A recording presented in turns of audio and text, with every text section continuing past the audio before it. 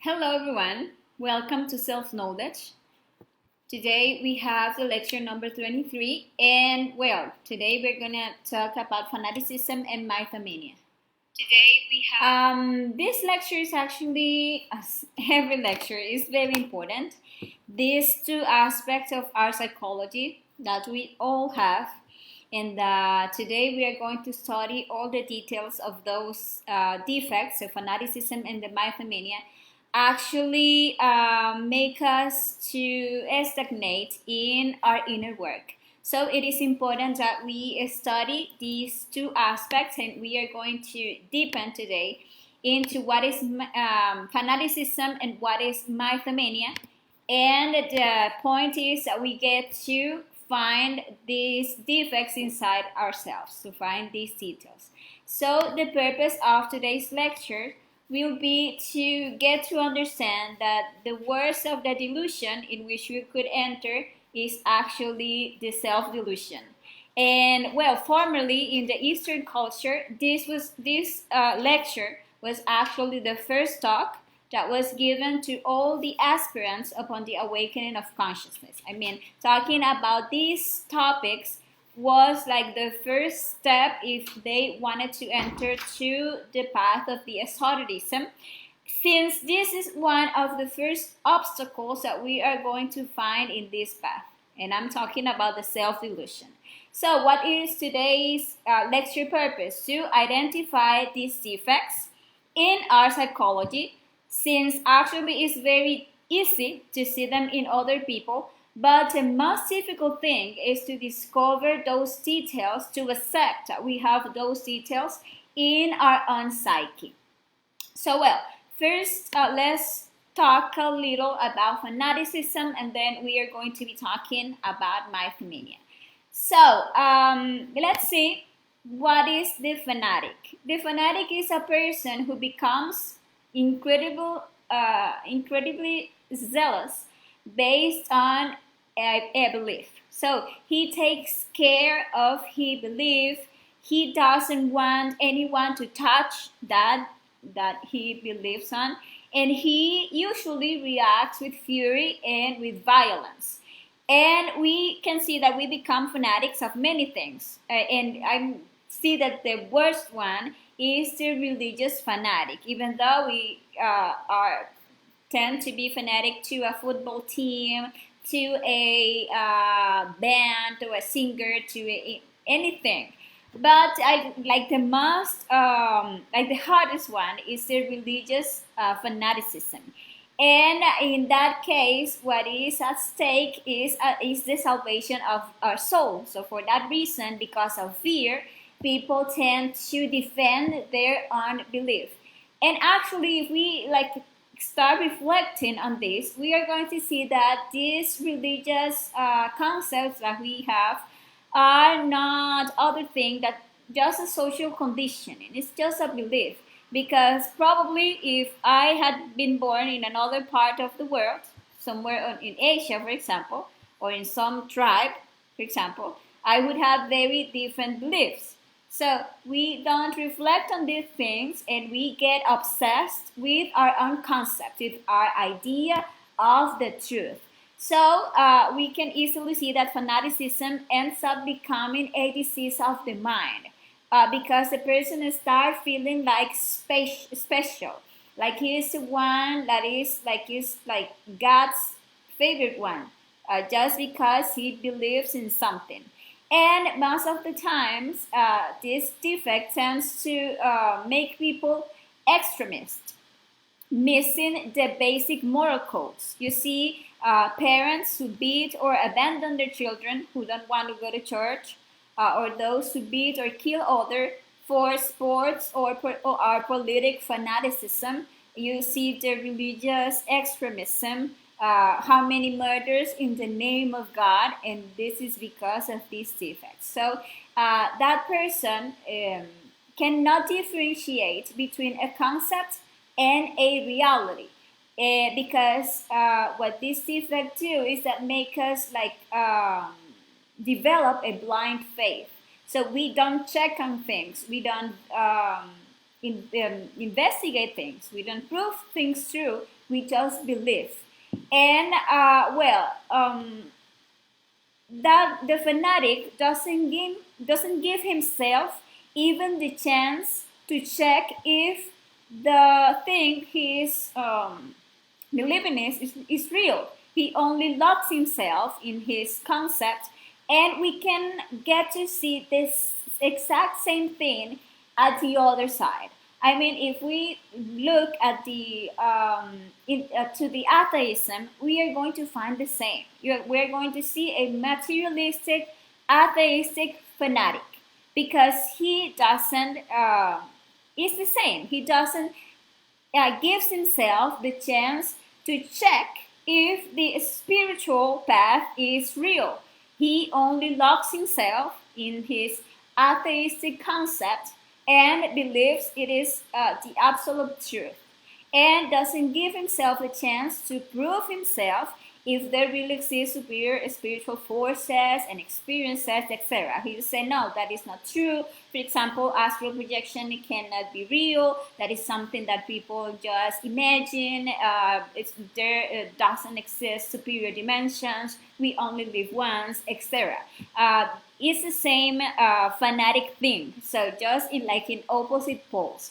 So we start by recognizing the fanatic in that zeal, in that fury with which we react when someone believes in a concept that is different from ours. There we can start observing our own fanatic defect. The fanatic doesn't do much to corroborate his belief through his own experiences. So here, for example, in this course, we are teaching practices to get to corroborate the reality of the spiritual world. But the fanatic is just going to say, no, that is not truth. That is something that is not God's thing. So I am not going to do that. And that way, he's just making himself closed in his belief. So he is going to continue believing that he will save his soul by believing in this or that religion, or by believing on this or that God. However, saving our soul actually implies a conscious work that we must do to awaken our consciousness. And we need to get to know our own limitations. We need to get to see our own fanatic defects if we want to start the path taking the correct way. Because when knowledge is received and the person already knows what he must do to awaken his consciousness, actually two paths are opened. Because you can get this knowledge and you can take the path of the believer. And we tend to see that, unfortunately, most people take this path. If you are not the one that says no at all from the beginning, if you really start listening this knowledge and you start understanding it, you can get one of the two paths. One is the path of the believer, and that is, as I was saying, the one that most people take, and the other one is the path of the practitioner. And that one is the one that is going to start traveling the path, since it is the one that will lead us. I mean, this path is the only one that will lead us to pure exotism. The path of the believer just leads us to fanaticism, but in the same knowledge, because we can come to this knowledge, even though it is a practical knowledge. But you can come, you can listen to these lectures, you can actually like what is being taught here. But if you don't practice, if you don't corroborate these teachings, you are going to become a fanatic, a believer of this path, of this knowledge. But actually, the only one that will really walk the path is the practitioner, is the one that is taking the path that will lead us to the revolution of the consciousness. So, what is a believer? Let's start seeing the details of this one. So we start looking if we have those defects inside ourselves. So we start studying them and eliminating them. Well, actually, the believer is the one that believes that just by knowing or just with knowing is enough. Is all that you need. So, what is the believer going to do? He's going to start pretending to be a saint. And he wants others to see and feel that he is changing. He wants to feel related to the belief that he professes and begins to repress, especially when he is in public or when he is not like in confidence. He is going to repress his defects. So he's going to start like making others to think that he is a good people, that he's a saint. You can actually see that in all churches and cults, and you see people there like they're sad, like they are angels. You see they're smiling, talking like this, yes, my brother, etc. And they are there making or trying to make others feel or think that he is a good people, a saint. But he's actually repressing his defects. He's actually trying to show that he is very kind, very patient, and he's blessed. But what happens when that person is alone or is in confidence, as with his family members or close friends, then he transforms. He lets go out everything that he has not really worked on himself, but he's only repressing. That is the believer. It's just like a fake one. And well, the believer loves to start nourishing himself intellectually. He wants texts, books. He wants to document himself in a purely intellectual way.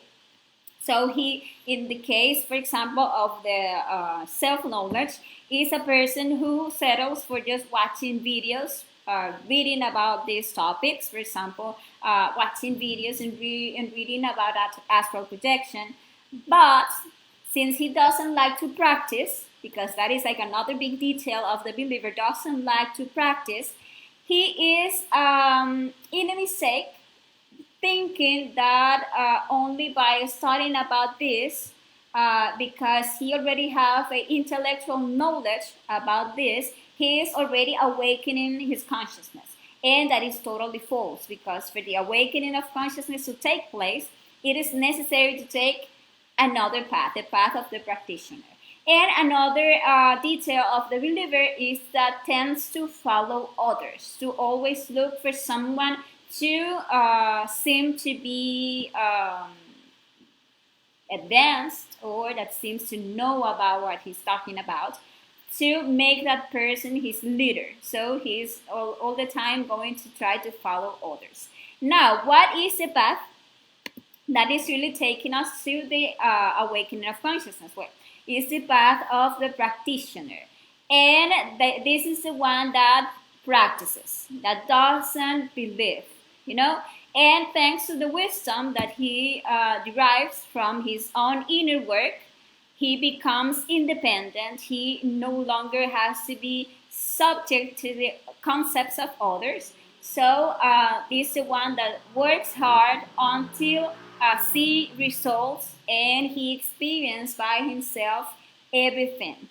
Actually, in this path to the self-knowledge, you only advance for the works that you put into action, for the work that you do in the 3 factors for the consciousness revolution. Because if there is no psychological death, if you are not practicing the elimination of your ego, not only talking about this, not only saying, yes, you can eliminate your psychological defects, you need to self-observe, you need to judge yourself, you need to ask your Divine Mother to eliminate every single detail of the defect that you find in yourself. Actually saying that is so easy, but the thing is to practice that, to actually self-observe, to actually discover the manifestations of our ego. Because if there is no practical psychological death, there is no liberation of the consciousness. And if we don't practice the sexual birth, we will not ever get to create the existential bodies of our being. So we can actually get to know a lot about the 7 bodies. We can actually know a lot about why tantra, about how to practice the suprasexuality. But if we don't do what is necessary to have a partner and practice the suprasexuality, achieving chastity without, achieving chastity, which is having sex without ever reaching orgasm and ejaculation, and channel our sexual energy, transmute our sexual energy through our spine. Actually, if you don't put that into practice, you are never going to create the existential bodies of your being. So you're going to continue to be a believer. And if we don't sacrifice ourselves for humanity, if we actually go around saying that we love everyone, that we are people super spiritual, and that we love everyone, and that we know that we are all one, etc.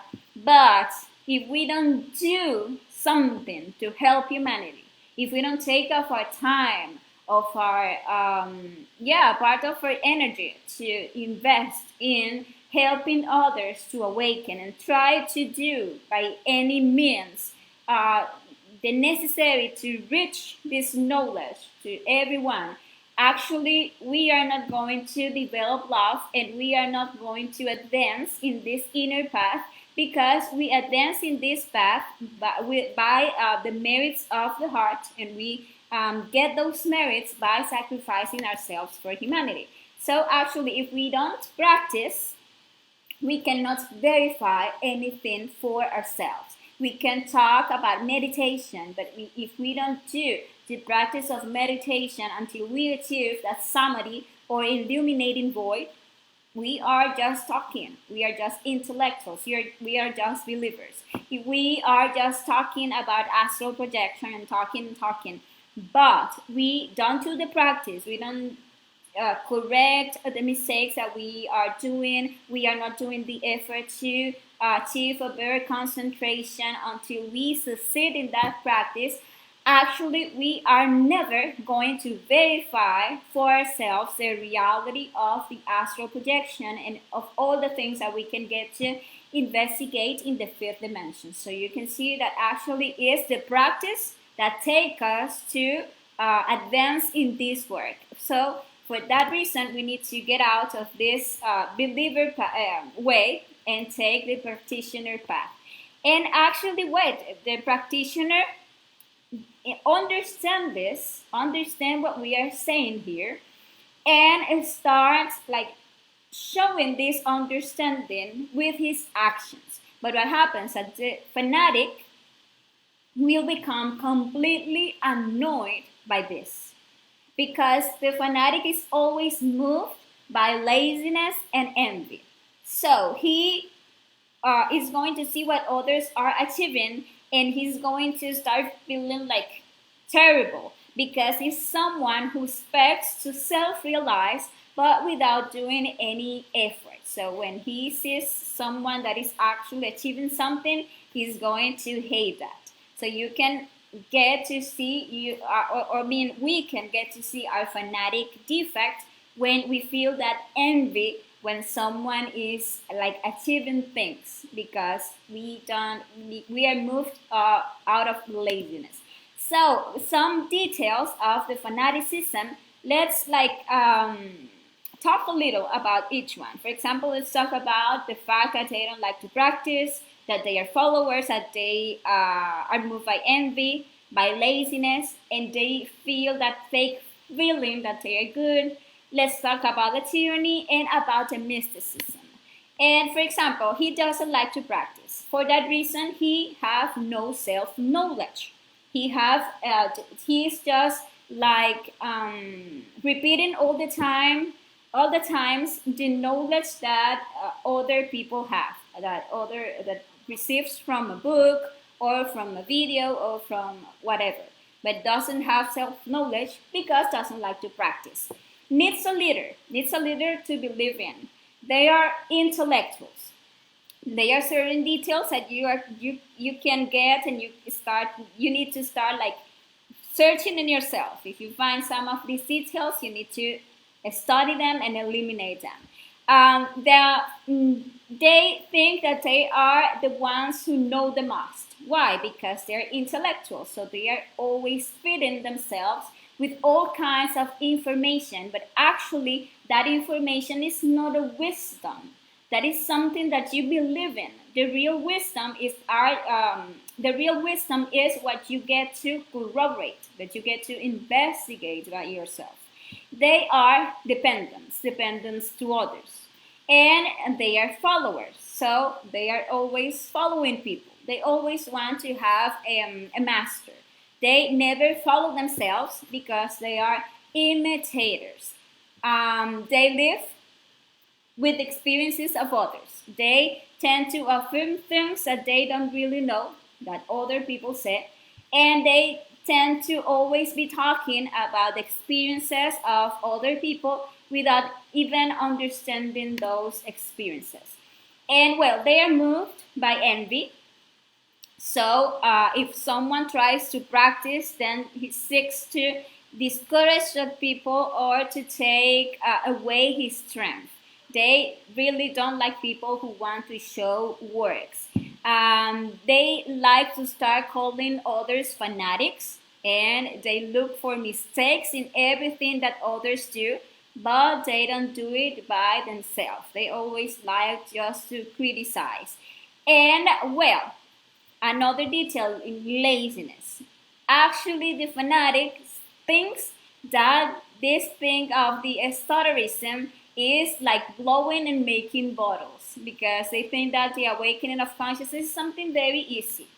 And for that reason, they always like spend the time postponing. He postpones starting to work on himself. He postpones starting to work to achieve chastity. He postpones starting to teach the knowledge. And so the years go by without doing anything for the awakening of his consciousness. But love to talk about these topics, because the fanatic one likes to talk a lot about everything, and they think that by simply believing in something they will save themselves. And well, they speak of being born. They speak actually of spiritual birth, and they are not practicing the supersexuality. They being able to sacrifice more for humanity, they don't do it. They settle for little.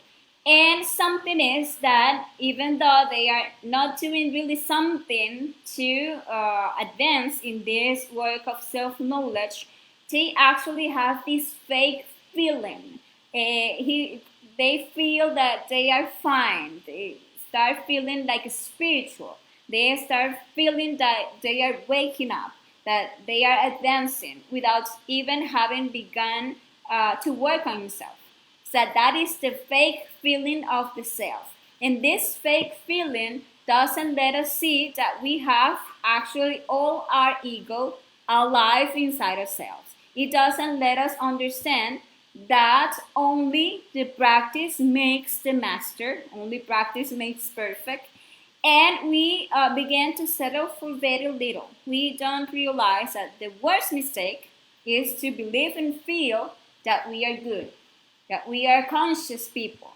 When we get into that fake feeling, we cloud all possibilities of observing our ego, of observing the work that is still undone in ourselves, because we start to understand that we are already self-realized. And once we are like stuck in that fake feeling where we think that we are good, that we don't need to change, actually we are totally stagnated, because when you are so sure that you don't need to change, you are going to stop doing anything to revolutionize your consciousness.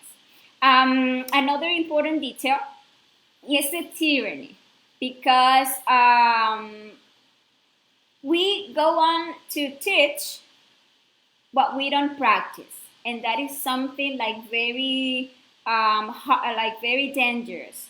And we do so because we think that we know more than others. Then we start to try to make everyone becomes a fanatic of ourselves, and we start tyrannizing people. And that is like an aspect of the fanaticism. We can see that in ourselves, when we want, for example, to force our friends or our family or our partner or our children to accept what we believe in. That is a very strong detail of the fanaticism. And another one is the mysticism, because the fanatic seek to turn these teachings into a religion. And they are fans of rituals. Why? Because they like the external forms. He likes the clothes, he likes the poses, he likes the ceremonies. And they believe that this is what is important for the interior work. But no, actually no. And well, he begins to point out as negative what doesn't fit in his mystical criteria. That is something like another important detail of the fanaticism. And that is why it is so important to study and eliminate the fanatic self, because what this defect does is put us down, make us useless, as you can see here, mediocre forces, and we become worthless beings because we stagnate and we never get to know ourselves. We never get to awaken our consciousness. That is a very strong defect, and I hope that you can encourage yourself to do the work of searching for even the smallest details of fanaticism in yourself, so you can actually travel the path of or to self-knowledge. And well, let's now talk a little about the mythomania. Mythomania, sometimes people don't get to know what mythomania really is. And actually, mythomania is a very, very marked tendency among people affiliated with various schools of metaphysical type. And mythomania is not other thing that tendency to believe our own lies. You see that sometimes one tells a lie, and we repeat that lie so many times that there comes a time when one no longer knows if that really happened or not. That is the mythomaniac. The mythomaniac gets used to lying and doesn't see telling lies as something bad. He lies to convince others, and he ends up fooling himself.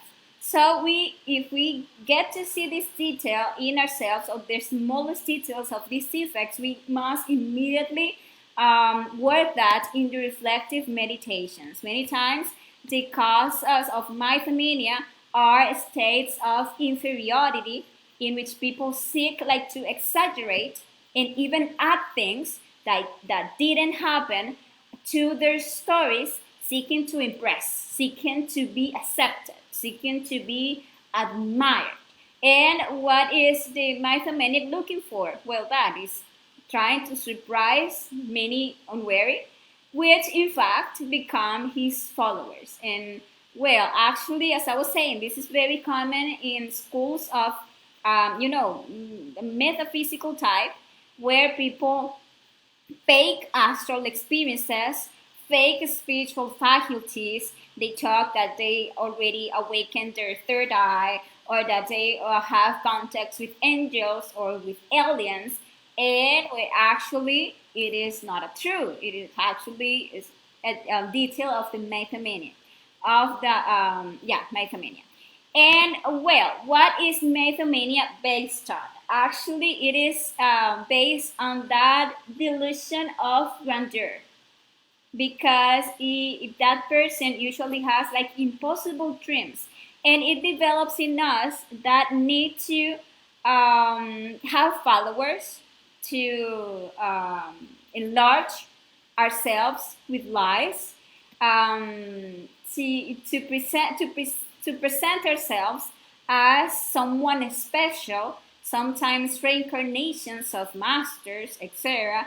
So we see that it's very common for mythomaniacs to say that they are in aliens contact, or that they were in the past existence fabulous heroes, or that they are the one that was sent by God, or etc. And there we find the self-delusion that seeks to make us believe that we are special.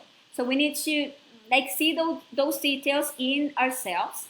And the worst thing about the mythomaniac is that he not only harms himself, but he believes his own story so much that he ends up convincing others to become his followers.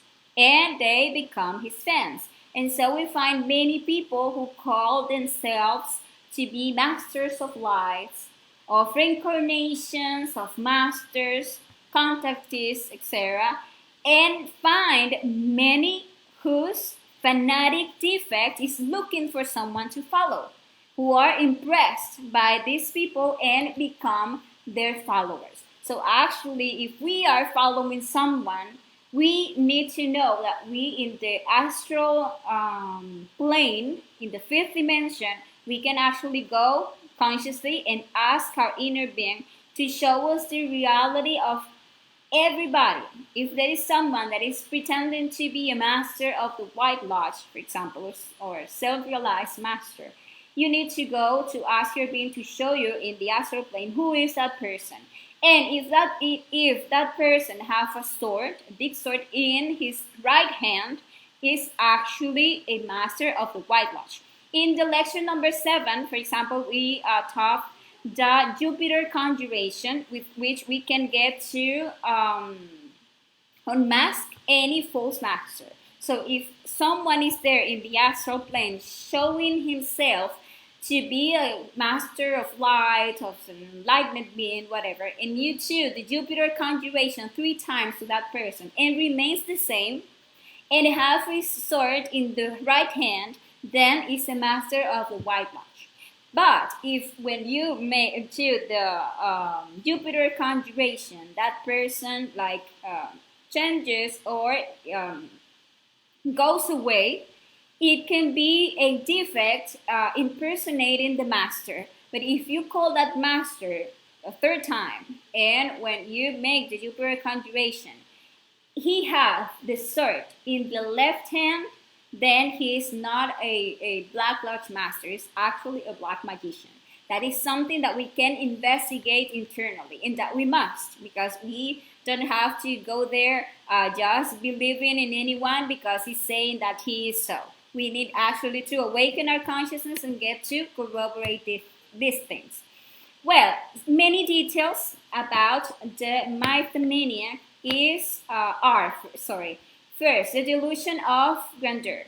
So he seeks to see himself and to be seen as someone great, someone very special, and try to see himself bigger and bigger. He will always have to resort to lies to convince. So he will make up astral experiences, he will start making up stories, etc.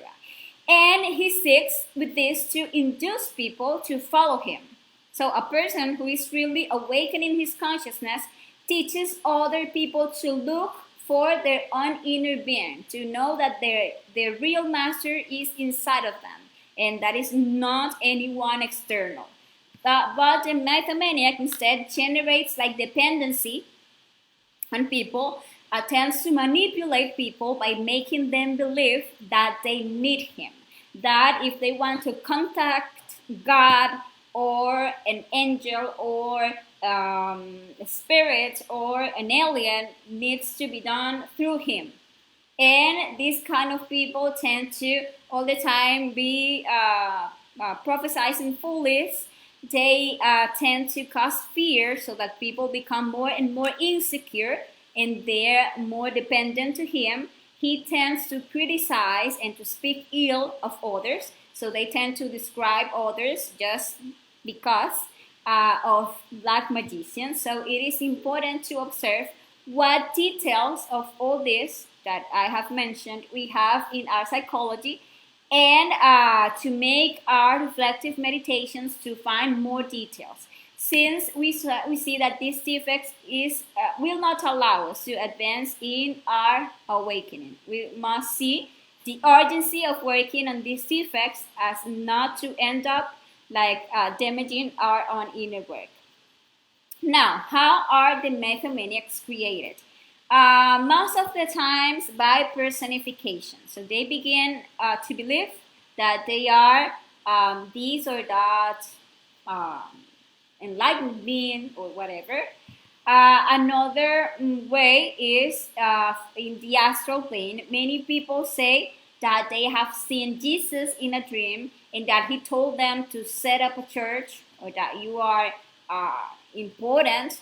Others become mythomaniacs out of experience that they had under the influences of drugs, for example, or because of fanaticism, because they are fanatic to a mythomaniac, and that mythomaniac told them that they are important beings or that they are the ones, and for that reason they become mythomaniacs. And all this happens because the person is not serious, doesn't work on himself seriously, so doesn't seek to awaken his consciousness and doesn't seek the guide of his own being.